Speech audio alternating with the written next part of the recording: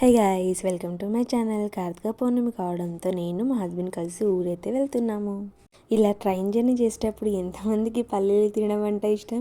నాకైతే భలే ఇష్టం అండి బాబు. మీకు క్వశ్చన్ అడుగుదాం అనుకుంటున్నా. ఈ చెరువు ఎక్కడుందో తెలుసా? తెలిసినట్లయితే నా కామెంట్లో తెలియజేయండి. వీడియో ఎండింగ్లో ఈ చెరువు ఎక్కడుందో నేను చెప్తాను. ఇక మొత్తానికి ఊరైతే రీచ్ అయ్యాము.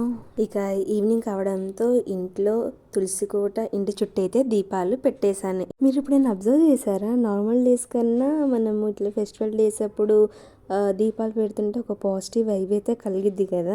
నాకైతే భలే అనిపించింది బాబు. అంటే ఫ్యామిలీతో ఇంకా సెలబ్రేషన్ చేసుకోవడం చాలా బాగా అనిపించింది. మాది జాయింట్ ఫ్యామిలీ అనమాట. అంటే ఫ్యామిలీలో ఎంతమంది ఉన్నారో అన్ని దీపాలు అయితే తులసి కోట దగ్గర వెలిగించాము. నేను వెలిగించాను. ఇక మొత్తం వెలిగించి కొబ్బరికాయ అయితే కొట్టేశాను, మంచిగా దండం పెట్టేసుకొని. మీలో ఎంతమంది ఉసిరి దీపం 365 ఒత్తులున్న దీపాన్ని వెలిగించారో నాకు కామెంట్లో తెలియజేయండి. మన ఛానల్ని సబ్స్క్రైబ్ చేసుకోకపోతే సబ్స్క్రైబ్ చేసేసుకోండి. నేను ఇంతకుముందు వీడియోలో కూడా డిస్కస్ చేశాను మీతోని.